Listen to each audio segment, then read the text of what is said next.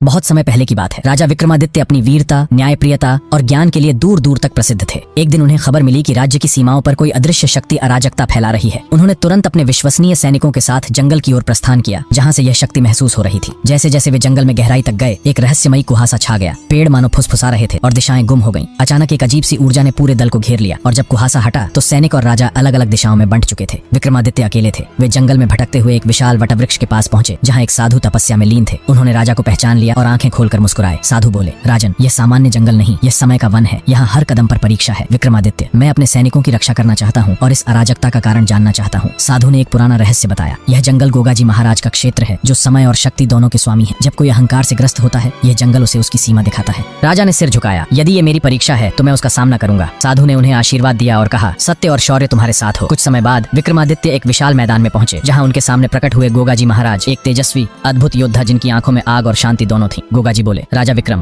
तुमने मेरे क्षेत्र में प्रवेश किया है। अब या तो तुम ज्ञान लेकर जाओगे या हार मानकर वापस जाओगे। विक्रमादित्य ने तलवार निकाल ली। मैं ज्ञान पाने आया हूँ, लेकिन उसके लिए अगर युद्ध करना पड़े तो मैं पीछे नहीं हटता। और फिर शुरू हुआ महासंग्राम। तलवारों की टकराहट से आकाश गूंज उठा। एक ओर थे पृथ्वी के शूरवीर विक्रमादित्य और दूसरी ओर थे समय के स्वामी गोगाजी। दोनों की चालें विद्युत गति की थी। हर वार के साथ धरती कांप रही थी। पर जैसे जैसे युद्ध बढ़ता गया, विक्रमादित्य को महसूस हुआ कि गोगाजी के हर वार में सिर्फ शक्ति नहीं बल्कि एक संदेश है। अंत में जब दोनों की तलवारें एक दूसरे की गर्दन पर रुकी, गोगाजी मुस्कुराए। गोगाजी बोले, शौर्य से बड़ा है विवेक, शक्ति से बड़ी है समझ और जीत से बड़ी है आत्मज्ञान। विक्रमादित्य ने तलवार नीचे रख दी। मैं समझ गया महाराज, यह युद्ध मेरी बाहरी नहीं, मेरी आंतरिक यात्रा। गोगाजी ने उन्हें आशीर्वाद दिया और पूरा जंगल फिर से शांत हो गया। सैनिक वापस मिल गए दिशा में। राजा जब लौटे तो वो सिर्फ योद्धा नहीं, अब एक ज्ञानी राजा भी बन चुके। राजा विक्रमादित्य गोगाजी महाराज के चरणों में झुके और बोले, धन्य हो आप, जिनसे मैंने आत्मज्ञान की अग्नि में तपकर खुद को जाना। गोगाजी मुस्कुराए। अब लौट जाओ राजन, अपने प्रजा को वह राजा दो जो सिर्फ तलवार नहीं, सत्य और समर्पण से राज करता है। जंगल की रहस्यमयी हवा अब शांत थी। दिशा फिर स्पष्ट हो गई थी। विक्रमादित्य अपने सैनिकों के साथ सुरक्षित लौटे। राज्य में उनका स्वागत हुआ, लेकिन अब वे पहले जैसे नहीं थे। अब वे एक योद्धा नहीं, एक संत राजा बन चुके थे। उनका राज अब केवल बाहरी विजय नहीं, अंदरूनी प्रकाश पर भी आधारित था। और तभी से विक्रमादित्य का नाम अमर हो गया, एक ऐसे राजा के रूप में जिसने स्वयं से युद्ध जीत लिया। समय बीतता गया, लेकिन विक्रमादित्य के मन में गोगाजी महाराज के शब्द गूंजते रहे। हर निर्णय से पहले वे अपने अंतःकरण की आवाज सुनते। राज्य में न्याय, करुणा और ज्ञान की एक नई लहर दौड़ पड़ी। लोग कहते थे, अब हमारा राजा सिर्फ सिंहासन पर नहीं, हमारे दिलों में भी राज करता है। विक्रमादित्य ने गोगाजी के लिए एक भव्य मंदिर बनवाया। जंगल के उस स्थल पर जहाँ वे मिले थे, वह स्थान कालांतर में शांति धाम कहलाया, जहाँ आज भी साधक आत्मज्ञान की खोज में आते हैं। और उस धाम के द्वार पर आज भी एक पंक्ति लिखी है, जहाँ शक्ति झुकती है वहीं आत्मा जागती है। और हमारा उद्देश्य किसी की भावनाओं को ठेस पहुंचाना नहीं है। अगर आप हमारे चैनल पर नए हैं